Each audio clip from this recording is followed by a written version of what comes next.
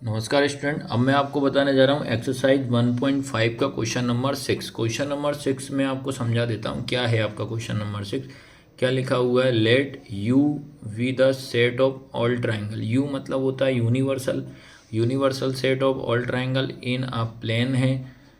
If A is a set of triangles, all triangles with a least one angle, ठीक है, one angle different from the 60, what is A. आपसे बोल रहा है कि जो एक एंगल है, वन एंगल, एक एंगल का मान कितना दे रहा है, 60 डिग्री बोल रहा है। बोलता है आपसे ए का मान क्या होगा।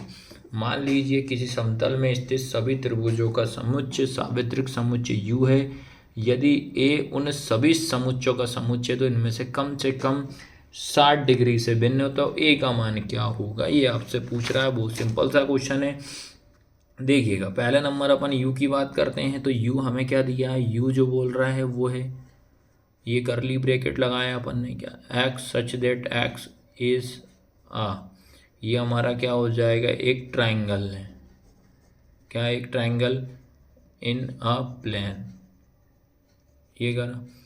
फिर इसके बाद a जो बोल रहा है, a में क्या है, एक 60 डिग्री का एक एंगल हमें दिया है, ये हो जाएगा x such that x is set of triangle with at least one angle different from 60 degree. 60 degree से क्या हो रहा है, वो भिन्न हो रहा है। सीधा सीधा समझना, एक ट्राइंगल आपसे बोल रहा है, ठीक है, जो कि इसमें आपको एक एंगल 60 का दे रहा है, बाकी के एंगल आपसे फाइंड आउट करने को बोल रहा है, वो भी अलग अलग रहेंगे, ठीक है। इतना आया समझ में कि नहीं आया। डिफरेंट फ्रॉम द, अब डिफरेंस मतलब क्या होता है, सीधा सीधा अलग अलग होता है। तो इसमें आपका क्या होता है, जब आपको पता होना चाहिए, जब 60 डिग्री का जब एंगल बनता है तो वो कौन सा एंगल होता है, कौन सा त्रिभुज होता है, तो वो होता है बेटा इक्विलेटरल ट्राइंगल, याद रखना। सीधा सट इसका आंसर था x अनुपात x इज अन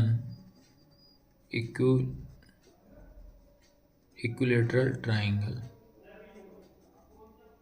ठीक है। यह इसका आंसर आएगा। ए डैश जो रहेंगे सभी समबाहु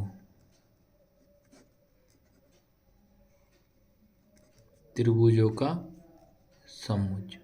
और ये तो आपने पढ़ के आया होगा आप लोग 10th क्लास में कि 60 डिग्री का जो एंगल बनता है वो कौन सा एंगल कहलाता है। तो 60 डिग्री का जो भी एंगल बनता है वो इक्विलेटरल ट्राइंगल आपका कहलाता है। तो ये 6 वाला क्वेश्चन मैंने कंप्लीट आपका करा दिया है।